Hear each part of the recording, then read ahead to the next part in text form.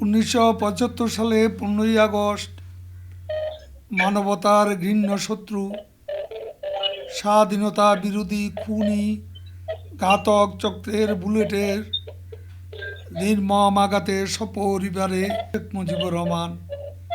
আমাদের স্বাধীনতার বয়স তখন 3.5 বছর।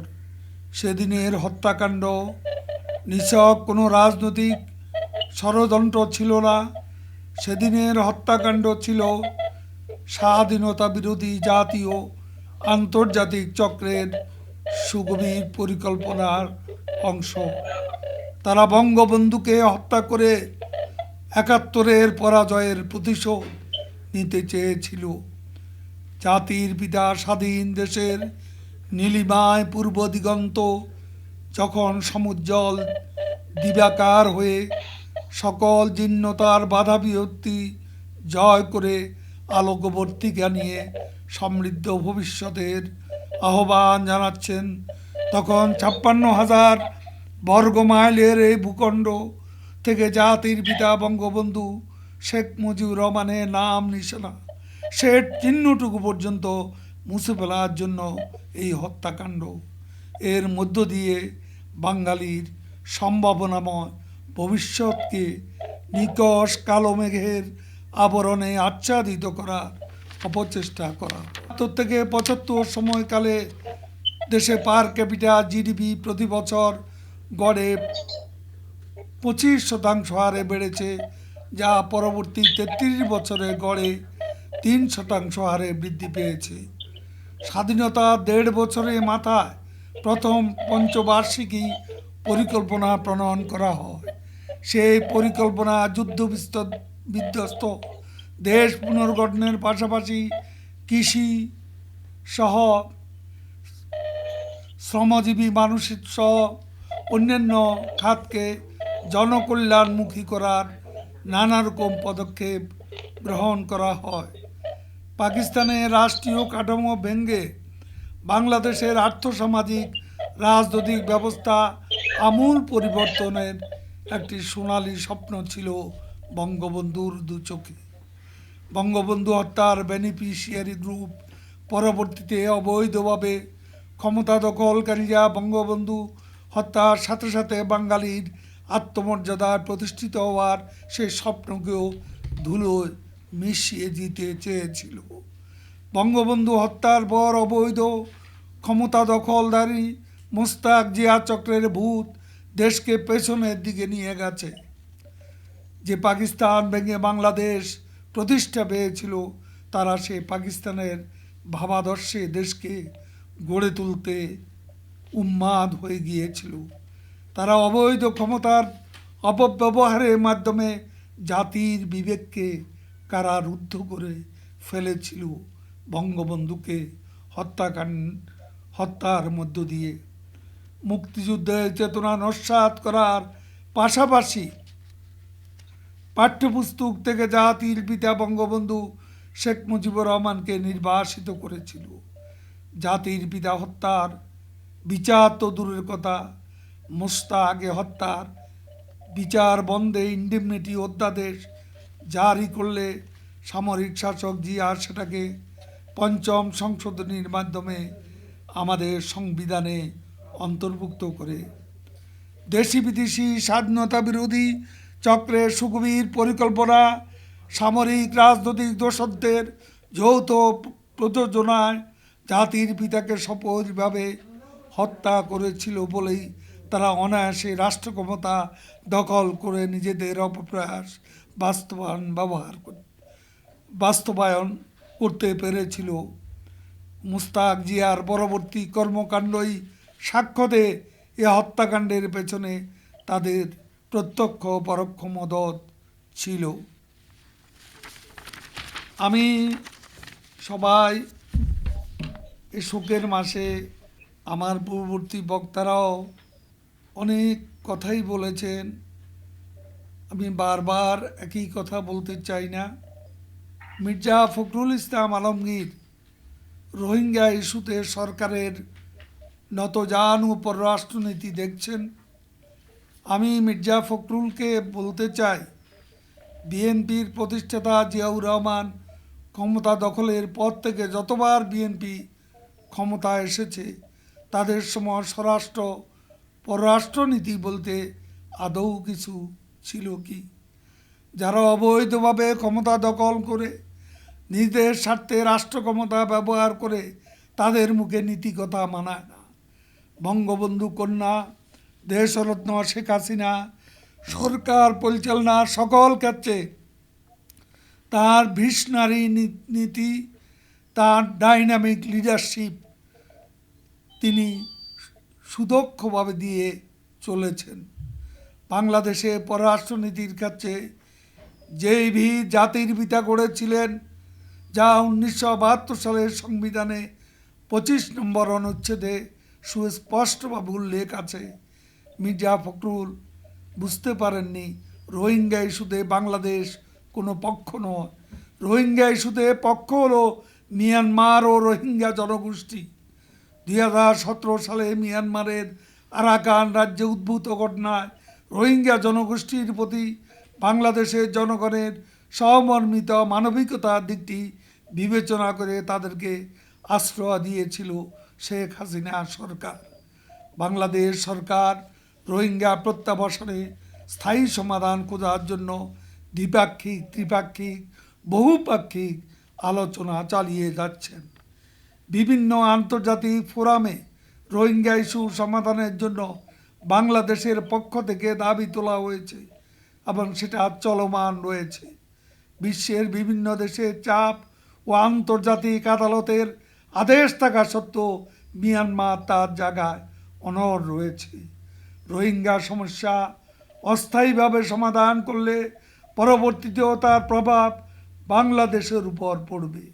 তাই শেখ হাসিনা নেতৃত্বে বাংলাদেশ সরকারের পক্ষ থেকে বহুপাক্ষিক আলোচনার মাধ্যমে এই সমস্যার একটা স্থায়ী সমাধানের জন্য জোর প্রচেষ্টা চলছে। সঙ্গে বলতে চাই 25শে আগস্ট রোহিঙ্গাদের বাংলাদেশের স্রোতের মতো আগমনের 3 বছর পূর্তি হলো। এই 3 বছরে সব কিছুই সরকারকে করতে হয়েছে।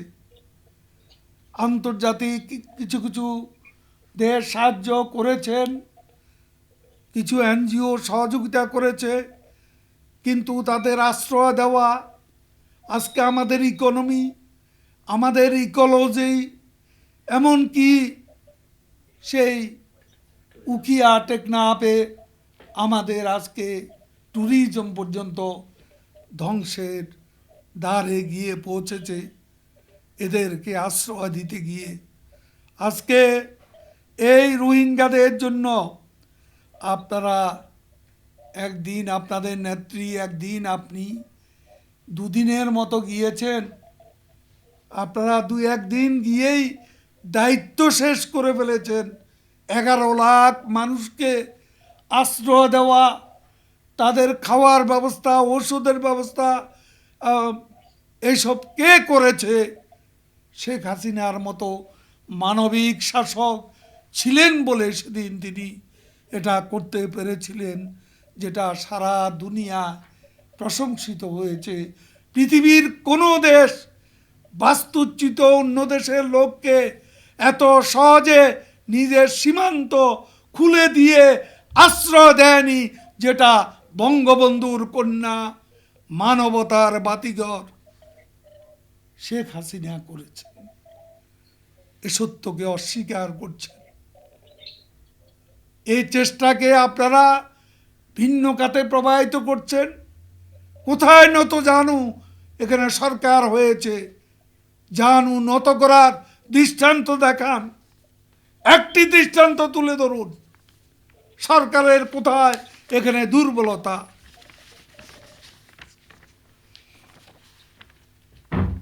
জীবিকা সচল রাখতে সরকার গার্মেন্টস ফ্যাক্টরি খুলে দেওয়ার সিদ্ধান্ত নিয়েছিল।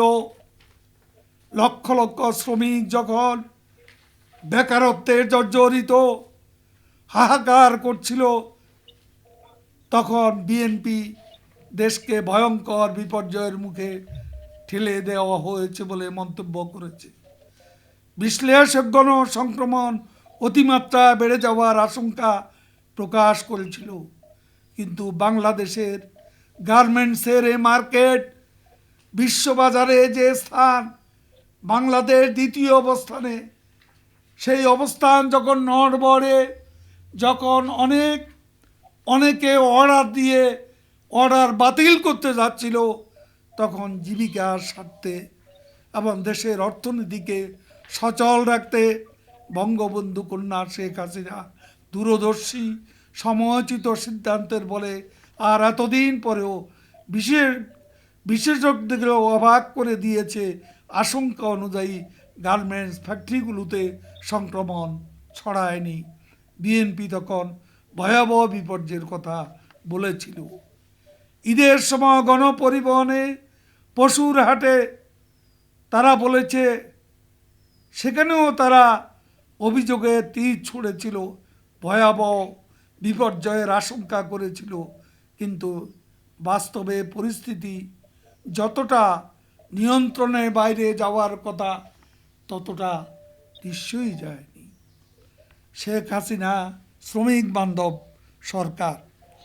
সরকার প্রধান, ক্রমাগত লোকসান ঠেকাতে পাটকল বন্ধ দেওয়ার যে সিদ্ধান্ত শেখ হাসিনা সরকার নিয়েছে এবং শ্রমিকদের সব পাওনা মিটিয়ে দেওয়ার যে সিদ্ধান্ত নিয়েছে তা বাস্তবসম্মত। পাটকল বন্ধের ফলে বেকার শ্রমিকদের পুনর্বাসনের ব্যবস্থাও সরকার করার আশ্বাস দিয়েছে। শ্রমজীবী মানুষের অকৃত্রিম বন্ধু বঙ্গবন্ধু শেখ মুজিবুর রহমান এবং তার সুযোগ্য কন্যা দেশরত্ন শেখ হাসিনা। মির্জা ফখরুল ইসলাম সাহেবকে বলতে চাই, পৃথিবীর একটি দেশের নাম বলুন যে দেশ বাস্তুচ্যুত মানুষদের আশ্রয় দিয়ে মানবিকতার এমন অনন্য দৃষ্টান্ত স্থাপন করেছে। 11 লাখ প্রথমেই, এখন আরও বেড়ে গেছে। এই রোহিঙ্গা নরনারীকে আশ্রয় দিয়ে, বাসস্থান দিয়ে, আহার দিয়ে, চিকিৎসা দিয়ে শেখ হাসিনা বিশ্বব্যাপী প্রশংসিত হয়েছেন।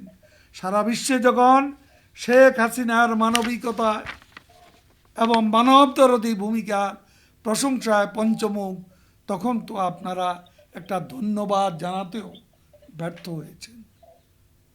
দু একদিন ত্রাণ সহায়তা করতে গিয়ে ফটো সেশন করে ফিরে এসেছেন, অথচ বাংলাদেশ আওয়ামী লীগের কেন্দ্র থেকে উপজেলা পর্যন্ত নেতা কর্মীরা দিনের পর দিন, মাসের পর মাস মানবিক সহায়তা নিয়ে তাদের পাশে দাঁড়িয়েছিল। সরকারের ভালো কাজের প্রশংসা না করে উল্টো আপনারা কল্পিত ব্যর্থতার অভিযোগ তুলছেন। আর একটা কথা বলতে চাই, মির্জা ফখরুল সাহেব নতুন প্রজন্মের জন্য, নেক্সট জেনারেশনের জন্য এই সত্যটি সত্যের খাতিরে বলা উচিত। আমি প্রশ্ন রেখেছিলাম 24শে আগস্ট বনানীতে সমাধিসৌধের কাছে বেগম আইবি রহমানের, ফখরুল সাহেব 1981 সালের 17 মে মরহুম জিয়াউর রহমান তিনি যখন নিহত হলেন, রাঙ্গুনিয়ার পাহাড় থেকে চট্টগ্রাম হয়ে ঢাকায় তার জানাজা হলো। তারপর চন্দ্রিমা উদ্যানে জিয়াউর রহমানকে সমাহিত করা হলো। মরহুম জিয়াউর রহমানের এ সময়ের একটি ছবিও কি আপনারা দেখাতে পারবেন? আমার এই প্রশ্নের জবাব আজও পাইনি।